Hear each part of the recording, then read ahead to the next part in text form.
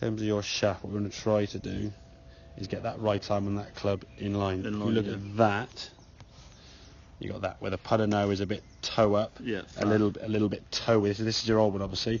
So you look at the contact when you go back there now. Club goes back actually okay, but now starts working in, and there's your toe strike. So that's almost half a ball, you said, miss hit. As a result, the ball now is going to be coming off that club face with that in it.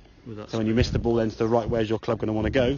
That way. It's going to want to go that way. So you start pulling even, and the more you pull it to the left or try and turn the club face, the more spin you're going to get. Okay. Whereas that, when the shaft was in line, that is more middle of the club face, middle of the ball. That takeaway now is much straighter going back. As you come in the back of the golf ball, there's a proper strike, okay? And as a result of that, the black line now we can see rolling end over end. So when it bobbles and bounces, which it will do in the first bit, it's rolling over and over and over. Yeah. You've got a chance to keep the ball on line. And that's the thing. You weren't going to necessarily three-putt a lot, but you might miss a few smaller ones, the 3-4 footers. But the 8 to 10 footers that you'd normally sort of knock in with, I won't say regularity, but pretty close to a good sort of 50%. You're now maybe 1 in 10, exactly.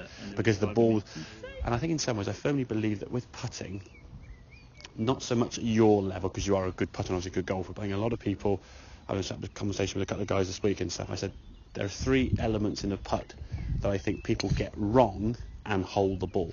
As in they misalign it, mishit it, and misread it. And 3 wrongs make it and the ball goes in. So for example, they might in the pool, they might look at this putt and go, this putt's going to break 6 inches left to right. In actual fact, it's a 10-inch left to right. So they're on their read, they're 4 inches low. They'll aim 2 inches higher their read and then pull it. And it goes 10, then it goes in. And that's the thing. So they basically miss the line, miss it or misread. Yeah. I'm just looking at it and it just doesn't make any sense then. And then he watches putt and it just goes back straight and through straight. Yeah. Whatever people can do, and the thing is with putting, don't look at someone's technique and question that as being wrong. Look at what their club is doing at impact and question what their technique is doing to create that. So people I know, look at Michelle Wee, for example. She bent herself over 90 degrees. She did that as a joke in some ways in a putting comp, just having not putting comp, on a practice green where she was playing. Felt that she had a bad weekend, missed the cut, couldn't putt, and she went, oh, flip out. Just bent over for, just hit a putt this way, and it felt amazing. And she held it. She went, oh, hang on. So she stuck with that. So it's all about, and the thing, good putters can do 2 things well. They can start the ball on line rolling, and they strike the middle of the club face. That's it.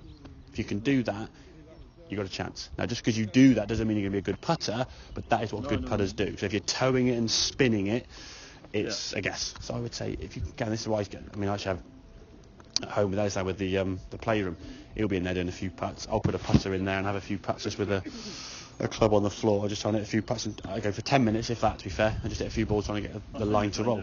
And just challenge yourself to see how many, and what you can do when you've got the putter set up. But plug them in the ground. If you strike it properly, you won't move any of those 2 outside goal balls, will you? If it's a proper strike. There you go. And you weren't lined up, to be fair, so it just shows when you normally pull it on line, it goes to target. So that was lined up to where you're aiming, and you weren't aiming far enough left. Cool. Okay, make sense?